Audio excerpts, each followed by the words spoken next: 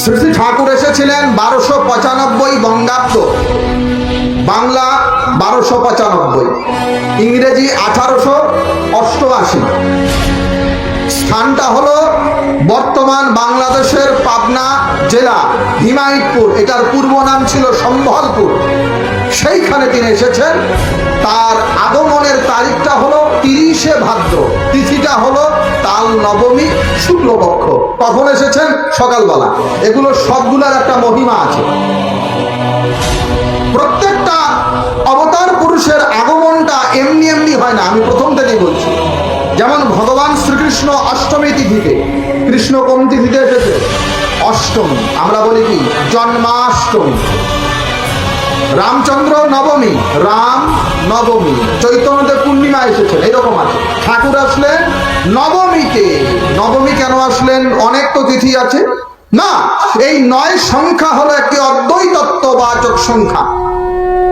9 সংখ্যার একটা মাহাত্ম্য আছে। তাত্ত্বিক বিশ্লেষণ যদি করা যায় তাহলে এই 9 সংখ্যার একটা মহিমা আছে। ঠাকুর যে নবমীতে আসলেন, এই নবমী তিথির সঙ্গে তার আগমনের যে সংযোগ, এর ভিতরে একটা ব্যাখ্যা খুঁজে পাওয়া যায়। কি রকম? দেখেন, 9কে আপনি যার দ্বারাই গুণ করুন না কেন, যত কিছুর দ্বারা গুণ করুন না কেন, এই মূল যে মৌলিক 9 সংখ্যা তার কোনো পরিবর্তন হয় না। কিরকম? আপনাদের উদাহরণ দিচ্ছি। 9কে যদি আপনারা 1 দিয়ে গুণ করেন, 9 হচ্ছে কত হয়? 9কে 2 দিয়ে গুণ করলে 9 দুগুণ 18। আচ্ছা, 18, 1 এবং 8, এই তো 18। এই 1 এবং 8কে যোগ করেন, কত হয়? আবার 9কে 3 দিয়ে গুণ করলে 3 নং 27, 27 লিখতে 2 এবং 7 যোগ করে দেন 9। 9কে 4 দিয়ে গুণ করেন 4 নং 36, 36 লিখতে 3 আর 6 যোগ করে দেন 9। 9কে 5 দিয়ে গুণ করেন 5 নং 45, 45 লিখতে 4 এবং 5 যোগ করে দেন 9। 9কে 6 দিয়ে গুণ করেন 6 নং 54, 5 এবং 4 যোগ করে দেন 9। 9কে আপনার 7 দিয়ে গুণ করেন 7 নং 63, 6 এবং 3 যোগ করলে 9। 9কে আপনারা 8 দিয়ে গুণ করেন 8 নং 72, 7 এবং 2 যোগ করলে 9। 9কে 9 দিয়ে গুণ করেন 9 নং 81, 8 এবং 1 যোগ করলে 9। 9কে 10 দিয়ে গুণ করেন 9 10 90, 9 এবং 0 যোগ করলে। তাহলে যাই গুণ করেন না কেন, 1 2 3 4 5 6 7 8 9 10, 9-এর কিন্তু কোনো পরিবর্তন হয় না। অর্থাৎ ওই পরম পুরুষ যখন আসেন, প্রেরিত পুরুষ যখন আসেন, তার শিক্ষার কোনো পরিবর্তন হয় না। এক এক সময় এক এক নামে এক এক রূপে আসেন বটে, কিন্তু তাদের সকল শিক্ষার মূল তত্ত্ব এক, এই একের পরিবর্তন হয়। শ্রী শ্রী ঠাকুর যে এসেছিলেন পাবনার হিমায়তপুরে পদ্মা নদীর তীরে, এই পদ্মার সঙ্গেও চৈতন্য দেবের একটা সংযোগ আছে। কোথায় পাবেন? চৈতন্য ভাগবতের আদি খণ্ডের 12 অধ্যায় খুললে দেখতে পারবেন। চৈতন্য মহাপ্রভু তিনি একবার নৌকা করে পদ্মা নদীতে ভ্রমণ করেছিলেন। পদ্মা নদীতে, যে পদ্মার তীরে শ্রী শ্রী ঠাকুর এসেছেন, সেই পদ্মায় চৈতন্যদেব নৌকা ভ্রমণ করেছিলেন। চৈতন্য ভাগবত ইত্যাদিতে বর্ণিত আছে। তো সেখানে লেখা আছে, পদ্মাবতী তীরে রহিলেন গৌরচন্দ্র, শুনি সব জীব বড় হইল আনন্দ। পদ্মাবতীর তীরে যখন, অর্থাৎ পদ্মার তীরে যখন গৌরাঙ্গদেব গেলেন, সমস্ত ভক্তরা এখানে আসলেন, আনন্দ পেলেন। তারা বললেন, সাক্ষাতেও শিষ্য করো আমার সবাকারে, থাকুক তোমার শিষ্য সকল সংসারে। ওই পদ্মার তীরের লোকেরা মহাপ্রভুকে বলেছিলেন, প্রভু আপনি তো এসেছেন, আবার চলে যাবেন, আমাদেরকে শিষ্য করে যান, আমাদেরকে শিষ্য করে যান। চৈতন্যদেব হাসে হেসে সেখানে তাদের আশ্বস্ত করেছিলেন। অর্থাৎ গৌরাঙ্গদেব পদ্মা নদীর ভ্রমণের মধ্য দিয়ে তার পরবর্তী আবির্ভাবের যে স্থান, সেটিকেও যেন গৌরভাবে সূচিত করলেন। তাই শ্রী চৈতন্য দেবের পরে শ্রীরামকৃষ্ণ, শ্রীরামকৃষ্ণ দেবের পরে শ্রী শ্রী ঠাকুর অনুকূলচন্দ্র। তার নাম অনুকূল। ভগবান চিরকালই অনুকূল। ভগবানের এক নাম অনুকূল।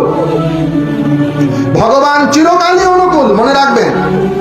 চৈতন্য দেবের অবতার তত্ত্ব প্রমাণ করার জন্য চৈতন্য চরিতামৃতের আদি লীলা 3য় পরিচ্ছেদে কৃষ্ণদাস কবিরাজ গোস্বামী মহাভারত থেকে প্রমাণ দিয়েছিলেন।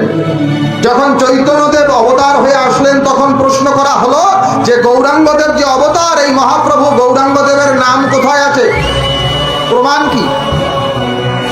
চৈতন্য চরিতামৃতের আদি লীলার তৃতীয় পরিচ্ছেদে কৃষ্ণদাস কবিরাজ গোস্বামী চৈতন্যদেবের অবতার হওয়ার প্রমাণ দিচ্ছেন। কোথা থেকে?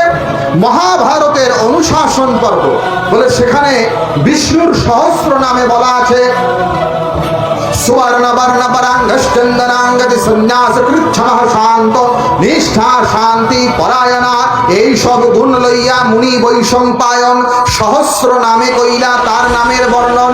গৌরাঙ্গদেবের ভক্তরা বললেন যে বিষ্ণুর সহস্র নামে মহাভারতে এই নামগুলো আছে। কি নাম? বলে তিনি কাঁচা সোনার মতো গৌরবর্ণ, তার হেমাঙ্গ সোনার মতো গৌরবর্ণ, এই মহাপ্রভুর সঙ্গে মিলে যায়। তিনি সন্ন্যাসী হবেন, মহাপ্রভুর সঙ্গে মিলে যায়। নিষ্ঠা শান্ত পরায়ণ তার চরিত্র হবে, মহাপ্রভুর সঙ্গে মিলে যায়। তাই চৈতন্যদেবের ভক্তরা বললেন এই সব গুণ লইয়া মুনি বৈশম্পায়ন সহস্র নামে কইলা তার নামের বর্ণন। অর্থাৎ বিষ্ণুর সহস্র নামে এই যা বর্ণিত আছে এইগুলা মহাপ্রভু সম্বন্ধেই বলা হয়েছে। এগুলো গৌর ভক্তরা প্রমাণ দিলেন। এইবার শ্রী শ্রী ঠাকুরকে যারা ধরলেন তারা কি করলেন? যে প্রমাণটা চৈতন্য চরিতামৃতে গৌরাঙ্গ দেবের ভক্তরা দিলেন ওই একই প্রমাণ তারা দিলেন। কি প্রমাণ?